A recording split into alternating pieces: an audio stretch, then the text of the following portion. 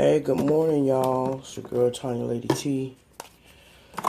Y'all, I have been in deep prayer already this morning. Do y'all hear me?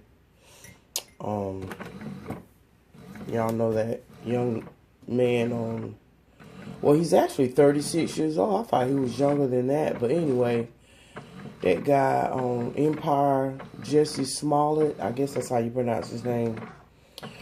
It ain't looking good, y'all. He turned himself in because, you know, a grand jury convened on this false police report, allegedly that they think the authorities...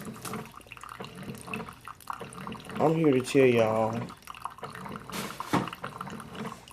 you see how sin will have you do stuff, have you out here looking crazy, but like I said, you know, as we know, you're innocent till proven guilty. So the grand jury, of course, has charged him with filing a false police report and a hate crime. And y'all already know when there's a hate crime involved, that means the FBI have to get involved. So you know, the FBI, honey, let me tell you something.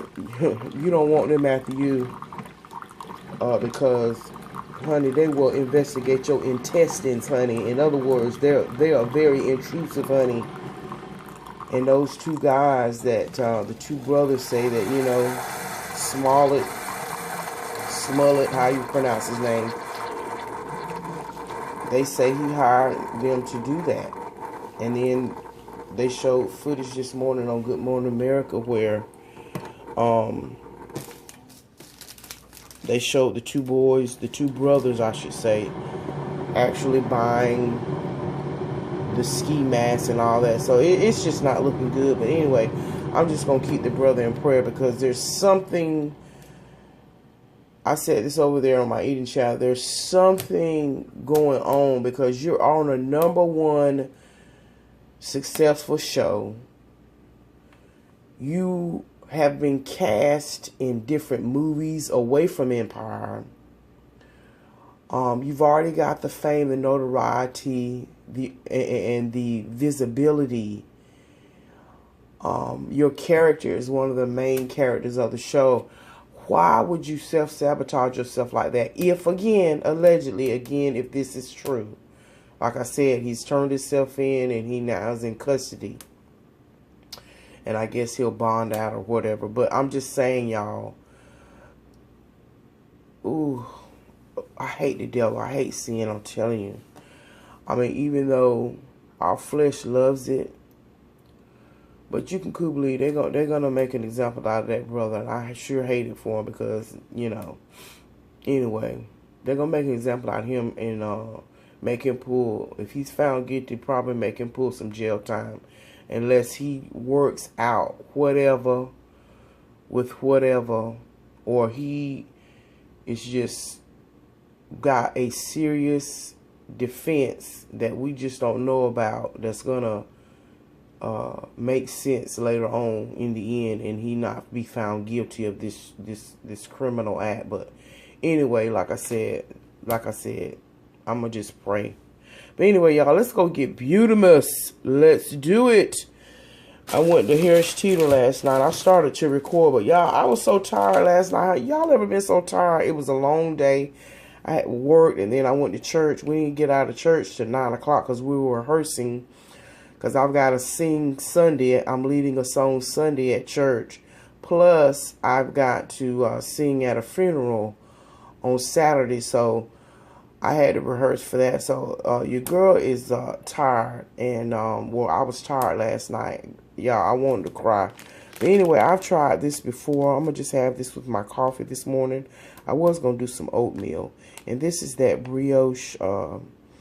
it's with chocolate. Y'all, it's good. Yeah, it's fattening. So, you know, whatever. But anyway, that's what we have with coffee while we get ready for work. Anyway, y'all, let's go. 4:15. I can't sleep. The voices in my head steal my dreams. Make me. Alright, y'all, this is the outfit of the day. almost like a cheetah print, dark brown and beige turtleneck, and my brown slacks and some brown boots. Alright y'all, let's get beautimous. I'm gonna wear these earrings with my outfit. I'm listening to Joe Madison and we're about to do it. And it's just really sad that, somebody's like doing that to children because the main factor what they were protesting was gun violence. That's right, that was the irony, wasn't it? Yeah, because they're in a group called Bikes Up, Guns Down. And I mean, for the most part, it's usually a few knuckleheads who are taking a picture on MLK Day, riding around in motorbikes and stuff like that, and they get chased down by police. But these people are on bicycles, they had permits and knew what they were doing. It was a strategic protest. And this gentleman just came and accosted them because they ran over his girlfriend, supposedly. And she should be charged as well because she was the one who was antagonizing them and got the whole situation escalated to how it went. That's just what I wanted to say. Okay, thank you. We'll follow it. Lauren from Maryland. Hi. Hey, so I'm just for a second on this whole hate crime thing down in Florida. So hear me out on this. Me personally, I believe that this is, and I think strategically, this could be an overreach of the prosecutor because by charging him with a hate crime is extremely hard to prove. So is that a backwards way of saying, oh, well, we try to get this guy, but he gets off because they can't prove a hate crime? Sort of like, similar to the Paul George, similar to the situation, they charged him with first-degree murder. That was an overreach, knowing that, they can't prove first-degree murder. So I'm thinking, is this some sort of backwards way of saying, well, we did our job, but we couldn't prove it, so now the guy walks. I think we need to start thinking strategically like them. And what would you have?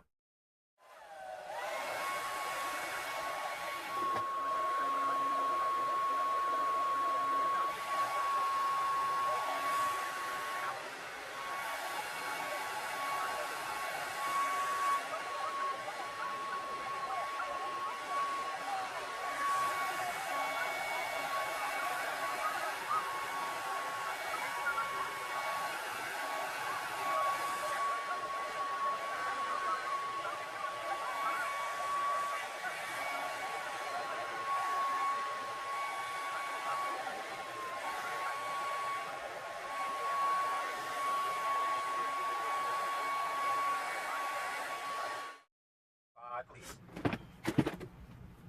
Earlier this month, after he was found sleeping in his car with a gun in his lap, the police, according to the police, this young man was a rapper. Now, engine was running. His stage name, the rapper, Willie Bo, he had been in a recording studio and apparently had been so exhausted that he had fallen asleep in this parking lot. I guess this was a Taco Bell parking lot. He had ordered his food, waiting for him. This was about 10:30 p.m. And they called the police because he had fallen asleep because he'd been in a recording studio. The police claimed that he had a gun, fully loaded. It was later discovered that it had been reported stolen in Oregon. However, they don't know how the rapper had gotten the gun. It said after the arrival, let me back up again, theater of the mind. 2 police officers arrived on the scene, noticed a handgun on McCoy's lap. The officers decided to hold their position, did not attempt to wake him up. Instead, the 2 officers decided to wait for additional officers to arrive on the scene and ensure that people in the parking lot, now this was around 10:30, Taco Bell, were safe. And they did not approach the vehicle. After the 4 officers arrived at the Taco Bell, the young man suddenly moved. What? The police said that the officers gave him several commands to put his hands up. But they're saying that McCoy, the young rapper, moved his hands towards the firearm, fearing for their safety. 6 officers at the scene. The family, his name is McCoy, suggested the officers may have startled McCoy from his sleep. And they also are asking, why didn't they use a more was broken, and they had a plastic sheet covering it, which, by the way, could have been removed. So, in essence, they just emptied their guns on him. They just, Bonnie and Clyde kind of shooting. They just unloaded him. And in essence, falls asleep. He's asleep. Somebody calls 911. I don't know why, but somebody calls 911. 2 police officers arrive. They notice there's a gun in his lap. Assure everybody at 10:30 in the parking lot that they're safe. And apparently startled him. And They believe. Now, let me say this. People taking a knee in a basketball game or a football game or whatever. And like, didn't I tell y'all, this isn't going to stop. 19 after the hour. 1-866-801-8255.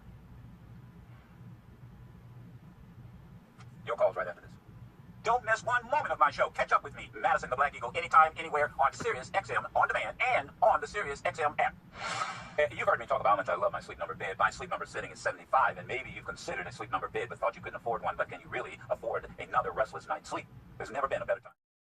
Sleep Number event and save 50% in Sleep Number at one of the 500 story that it was handed to me. Yes, sir. And the police having followed procedure by getting back up and multiple witnesses who probably all fired, so they were all involved in it. Everyone had to. What does a rapper wear? Well, according to the show, I have seen at least one of the rapper shows. They have outfits. What does a rapper wear? Excuse me. What does a rapper? No, you can't talk over me because you don't want to hear it. Because no, look, let me tell you something. That is this. First of all, let's not stereotype rappers, please. I'm saying there is a stereotype. There is not. Well, and that's exactly what it is, a stereotype. Secondly, you have no idea what this young man was wearing. Oh, please. All right, never mind. Go ahead, finish up. No, excuse me. Wait, put it down. Now, remember, I'm in charge. So when I asked you to stop, I apologize. I didn't mean to say it was right. I'm just saying that it is. And the young. The reason I stopped. Do you understand the reason I stopped you? First of all, you don't know what he was wearing. This is crazy. See, this is the BS. All you know is the story I read. Damn near read it verbatim. And you then went from, oh, yeah, wearing this and wearing that. Why are you doing that? You don't know. So quit making these freaking assumptions. Hell, he might have had a suit on. I don't know. He might have had for example, today I've got a suit on. What is this? That's when they got the gun and they checked it out. They don't know how he got the gun. He might have bought the gun and didn't know it was illegal. Now finish up so I can go to these other callers. Weapon was visible, which means it's already illegal. And it's on private property. You don't know if the gun. I'm gone. I don't have time. You don't know if the gun was illegal because it was visible. Jason from Florida, first time caller. Hey, good morning, Joe. Good morning. Hey, I was calling about the Miami situation, but you read this while I was waiting. I just want to hit on it real quick if you don't mind. Okay, sure. All right. Now, that previous caller, he's being wrong. Okay, he's making assumptions based on his own stereotypes and his own hatred for rappers or whatever. You know what I mean? He just automatically jumped the gun and saying that he asked for it. It's like saying that a woman has to be raped because she wore. I don't know. Only thing I would correct is I don't know whether he hates rappers or not. Assumptions, right. Yes. He assumed the gun was illegal. The police didn't know at the time it was illegal. That young man might have had a permit for that gun. But the reality, and then when you get into, well, he was dressed like a rapper. First of all, how do you know? And first of all, how he was dressed, you don't. And the second thing, how do rappers dress? Go ahead. That's right. And the first thing that came to my mind when these, despite them following protocol, and the fact that all of the officers fired, it just smells funny to me. That's just, and at what point in time? I got to tell you, though, I've been through this. I've been through this with Artie Elliott. And in time, do you stop shooting? He's 25 shots. He was sitting down in the car. He couldn't go nowhere. Can I touch on my hand real quick? Yes. My question in all of that is, how did the guy's girlfriend get out of the car to approach these young people? Because she was arrogant. She didn't like the protest. Traffic had been stopped to allow these young people to go by in this demonstration, in this march. She jumps out, starts screaming at them, claims that one of them ran over her foot. John Wayne jumps out of his SUV. Put the story out. But I believe I read a couple of weeks ago when this first happened that the police were called because he was actually sitting in the drive-thru with the car running and in drive with his foot on the gas. They shot him, but I think that's why 911 was called, so I just wanted to add that. Okay, all right, thank you. James from New York, hi.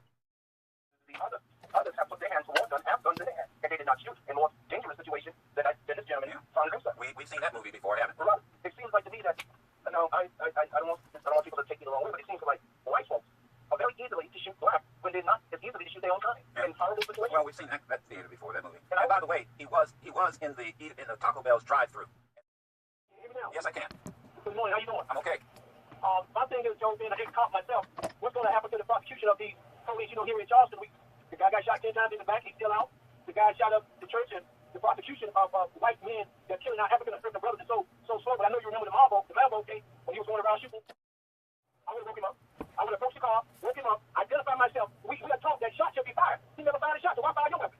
See, these guys coming back from overseas or coming back from the military, they're trigger happy now. That's why I'm not on the force no more. And the first thing they want to do is, like you said, Joe, unload the weapon. One shot should have been fired. That was it. But it is what it is now. It's the prosecution of how that state or how the order police going to investigate these guys. And most of them are just watching their hands. They don't want to understand them.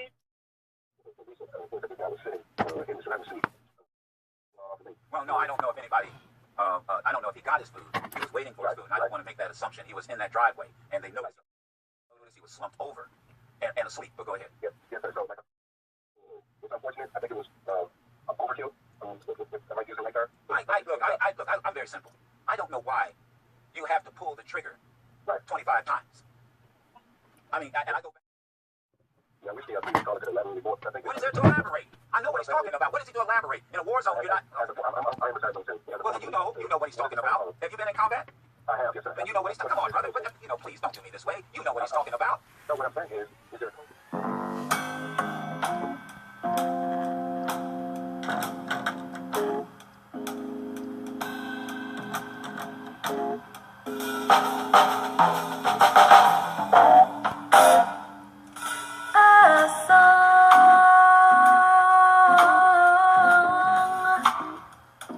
That the raven sings